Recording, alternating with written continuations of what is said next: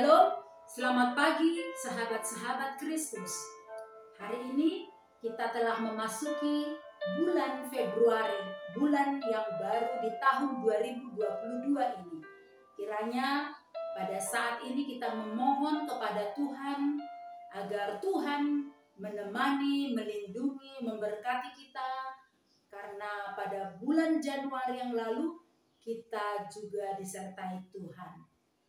Sebelum kita melakukan aktivitas kita, mari kita terlebih dahulu mendengarkan sapaan firman Tuhan dan mari kita bersatu di dalam doa. Segala pujian, hormat dan syukur kami panjatkan hanya kehadirat-Mu Bapa, karena kami menyadari bahwa kami ini tidak ada apa-apanya kalau bukan karena kasih karunia-Mu.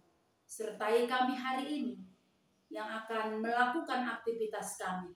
Berikan Roh Kudus-Mu yang mengajari kami, yang akan mendengar firman-Mu, sehingga kami dapat mengerti firman Tuhan dan mau melakukannya dalam kehidupan kami sehari-hari. Di dalam Yesus Kristus Tuhan kami. Amin. Yang menjadi ayat renungan pada hari ini yaitu tertulis dalam kitab Ibrani 4 ayat 16. Sebab itu marilah kita dengan penuh keberanian menghampiri tahta kasih karunia, supaya kita menerima rahmat dan menemukan kasih karunia untuk mendapat pertolongan kita pada waktunya.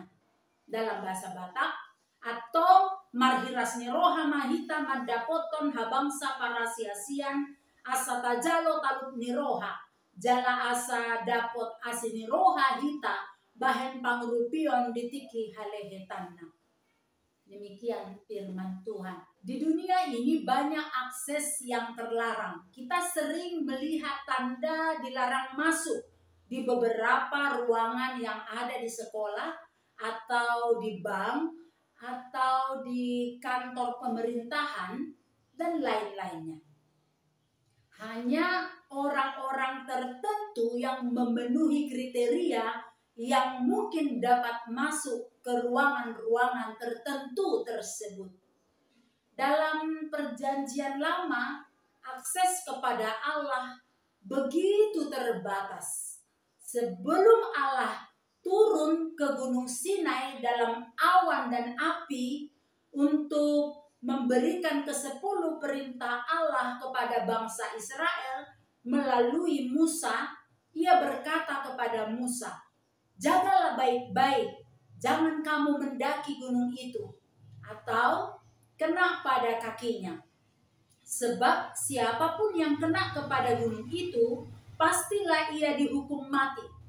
Ini dapat kita baca di Keluaran 19 ayat 12.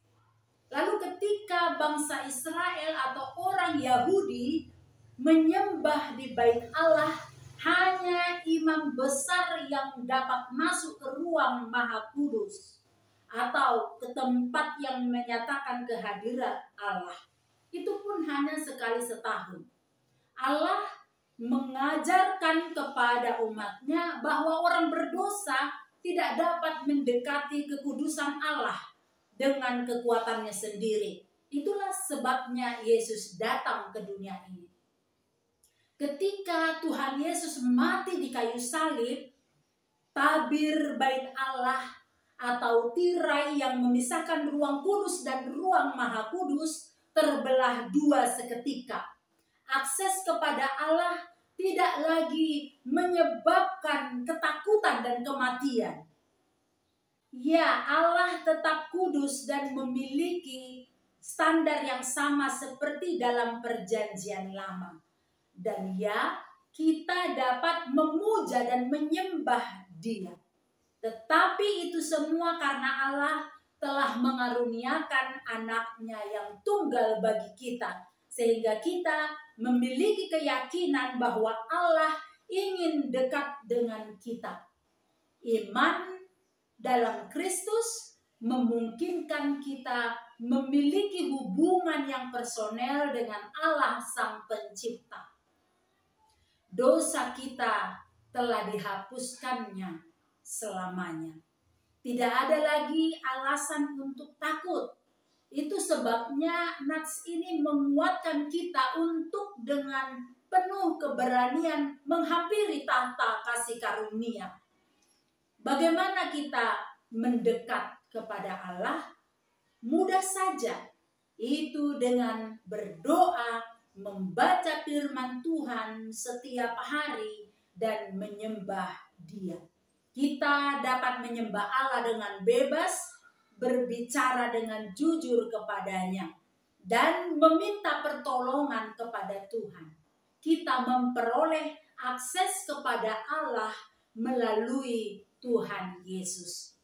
Mari saudara-saudaraku, Bapak Ibu, kita datang kepada Allah dengan penuh keberanian. Ketika kita berani menghampiri tahta Allah, kita menerima rahmat dan menemukan kasih karunia, mendapat pertolongan pada waktunya. Amin. Kita berdoa.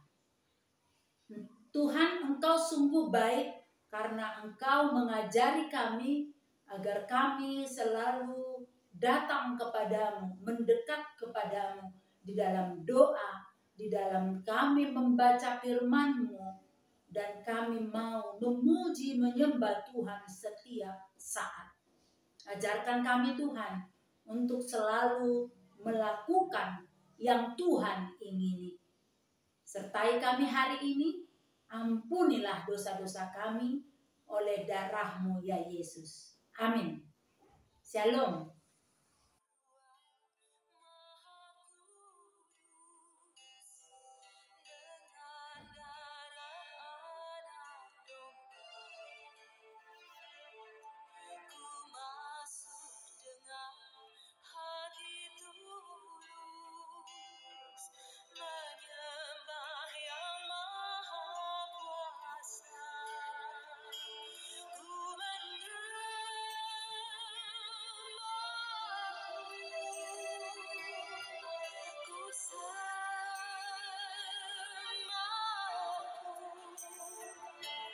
Woman